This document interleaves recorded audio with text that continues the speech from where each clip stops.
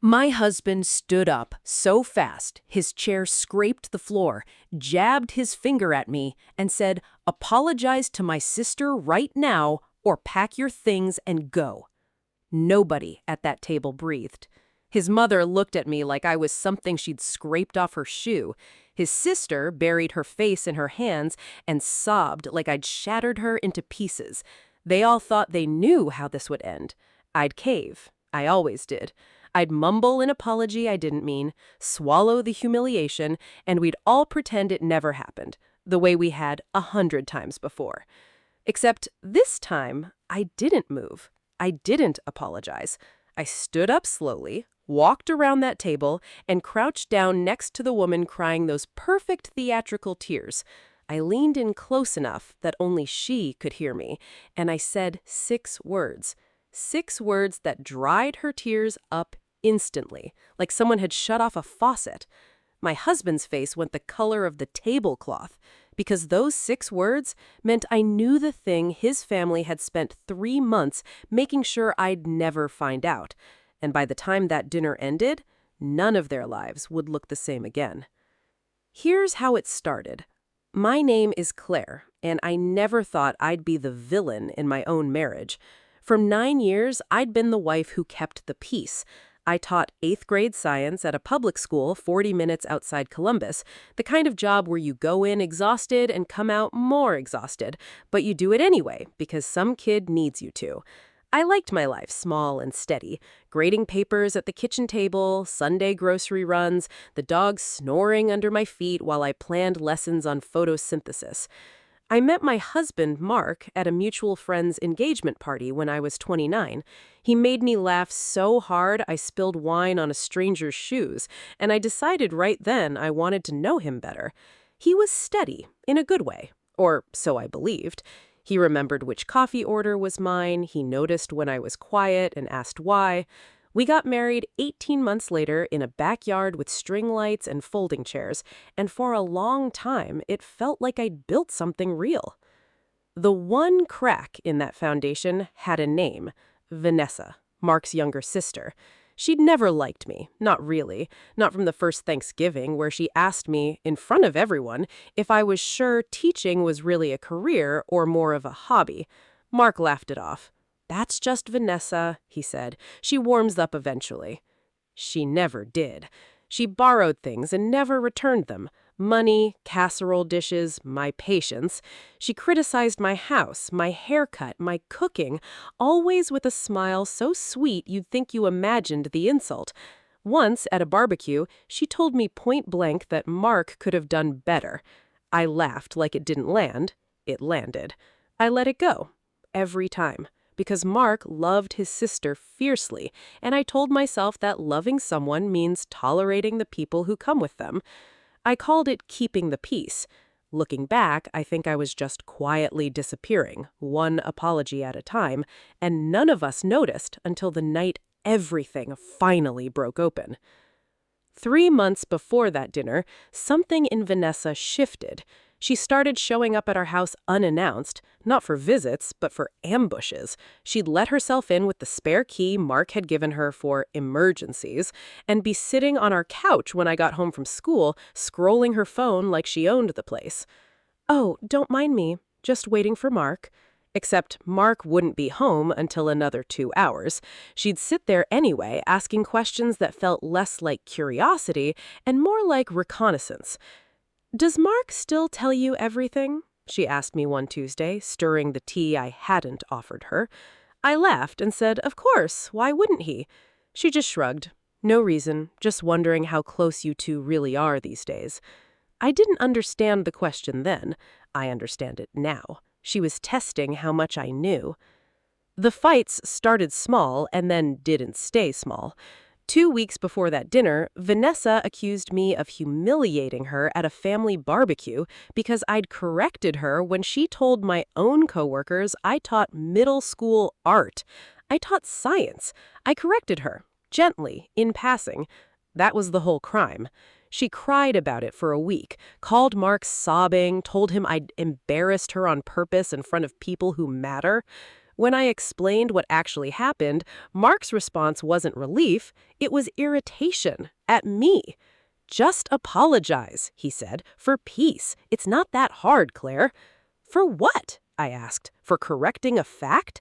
For making her feel small?" I refused. I was so tired of apologizing for things I hadn't done that the refusal came out before I could stop it. That refusal, I'd learn, was the real crime. That brings us to the dinner. Vanessa arrived already crying, not a slow build, but instant, practiced tears, like she'd rehearsed them in the car. "I can't keep doing this," she said, voice cracking on cue. "I can't keep being treated like I don't matter in this family." Mark reached across the table and took her hand before she'd even finished the sentence. That gesture told me everything about how this dinner would end. "Just apologize, Claire," Mark said, not looking at me so much as through me. "For what, exactly?" I asked. "Tell me what I did." "You hurt her. Again." "I corrected a fact in a conversation. That's it." Vanessa covered her face with both hands. Mark's mother sighed like I was the exhausting one at this table. Mark's jaw went tight, and something in his eyes shut off completely, like a door closing on 9 years of marriage in real time.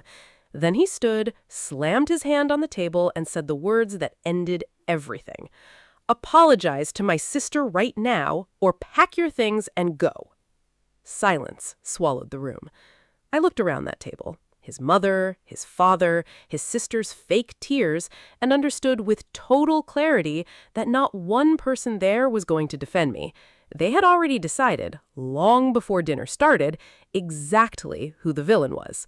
For the first time in 9 years, I stopped trying to convince them otherwise. I pushed my chair back. Mark looked almost relieved, like he expected me to grab my coat and cry my way out the door. Instead, I stood, walked calmly around the table, and crouched beside Vanessa. She lowered her hands to look at me, and the second our eyes met, that trembling little performance evaporated off her face. Because 3 days earlier, I'd found something on Mark's phone he never meant for me to see. Something that turned Vanessa's tears into pure panic the moment I opened my mouth. "Vanessa," I said quietly, my face inches from hers, "I'll apologize the day you explain to your husband why you've been meeting mine in secret." The room stopped breathing. Vanessa's whole body went rigid. Mark's face drained of color. "What are you talking about?" he said. "You heard me." Vanessa shook her head fast, too fast. "Claire, you're confused. I don't know what you think you saw." "I didn't say I saw anything," I said. And there it was, the flicker across her face, small but unmistakable. Mark caught it too. "This is insane," Mark snapped, standing between us like he needed to physically block the truth. "She's trying to humiliate me because she refuses to just apologize like a normal person." I almost laughed, not because it was funny, because it was exactly how Vanessa always operated. Cry, deflect, make herself the victim, let someone else eat the blame. And for 9 years, that someone else had always been me. Except this time, I had proof. It started 4 nights earlier. Mark's phone had buzzed on the kitchen counter while he was rinsing dishes.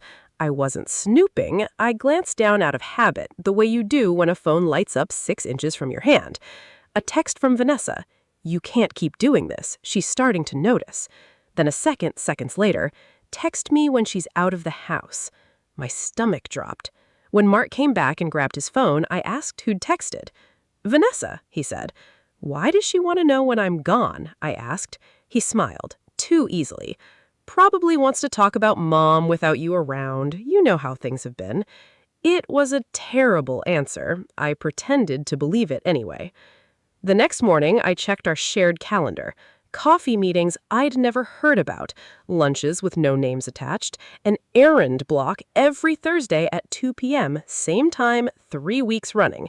Then I remembered something Vanessa had said weeks before, almost casually. "Mark and I have been talking a lot lately." At the time, I'd nodded. Now I couldn't stop replaying it. 2 days later, another text lit up his phone while he showered. "Your wife can't know about the money." Money? What money? I didn't touch his phone. I didn't need to. That night, I asked him outright if he'd given Vanessa $9,000. He hesitated a full 3 seconds before admitting he'd loaned her $9,000. I asked why he hadn't told me. Didn't want another fight, he said. I wanted to believe that. Something in me refused to. So I pulled up our bank statements. The $9,000 hadn't gone to Vanessa directly. It had routed through a second account, an account that had been quietly receiving deposits back from her for weeks. None of it made sense until an email landed in my inbox by mistake, clearly meant for someone else.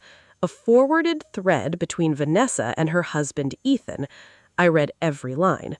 Vanessa was telling Ethan Mark was miserable in our marriage, that I was controlling, that she worried about us constantly.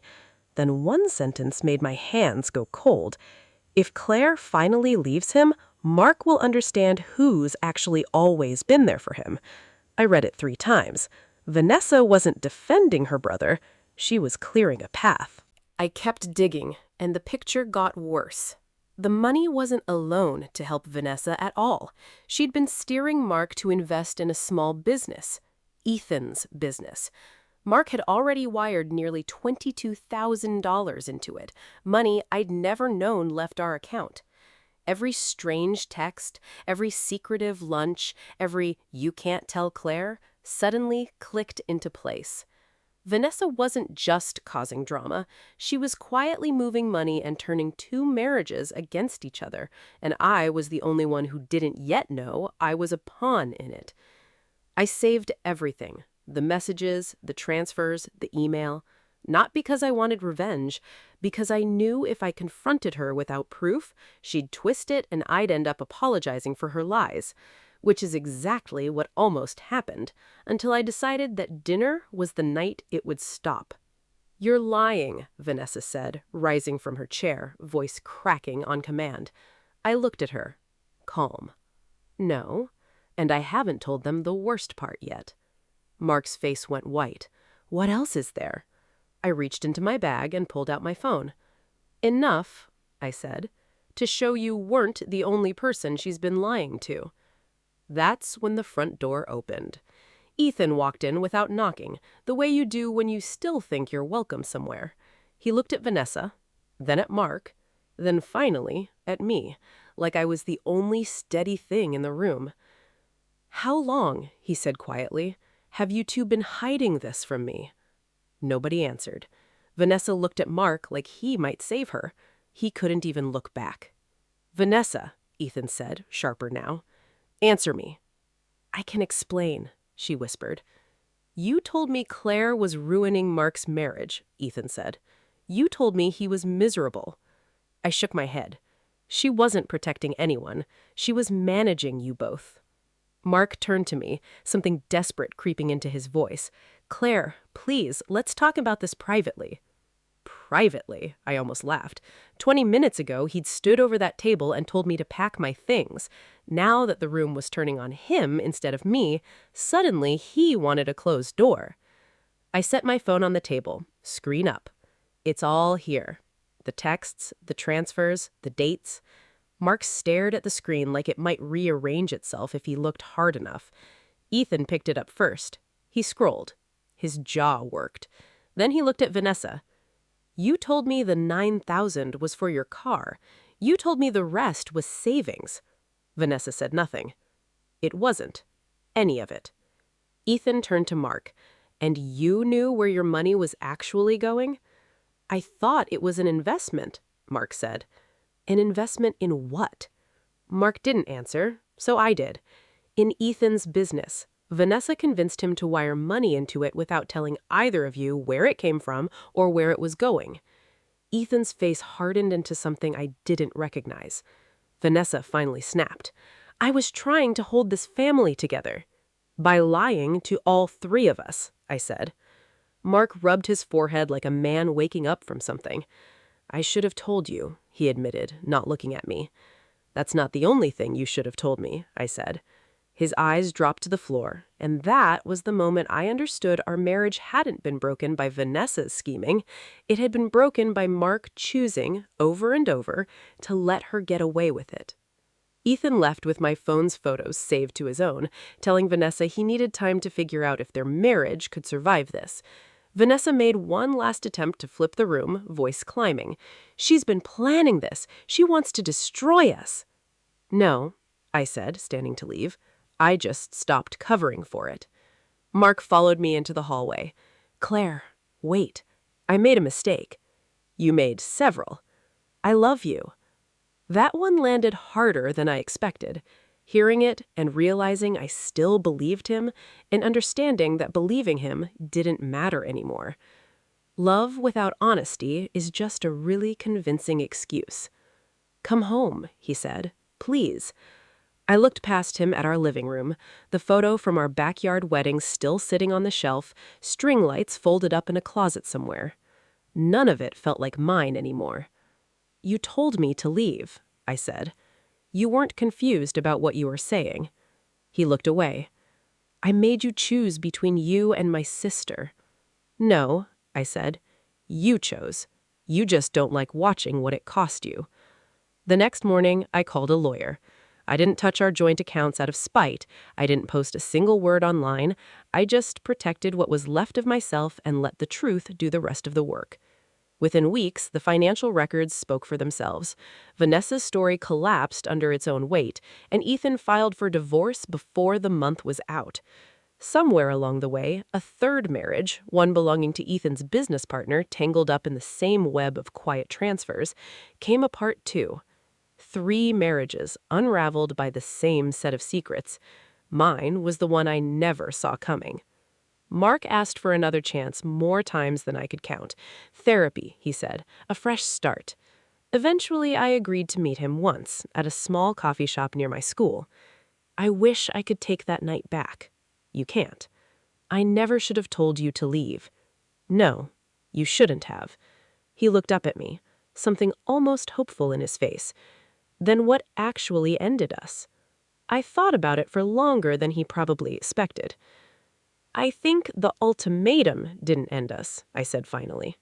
"The lying did." He had nothing to say to that. I stood, picked up my bag, and walked out into the afternoon light. Walking away didn't feel like losing something. For the first time in 9 years, it felt like exhaling a breath I hadn't realized I'd been holding.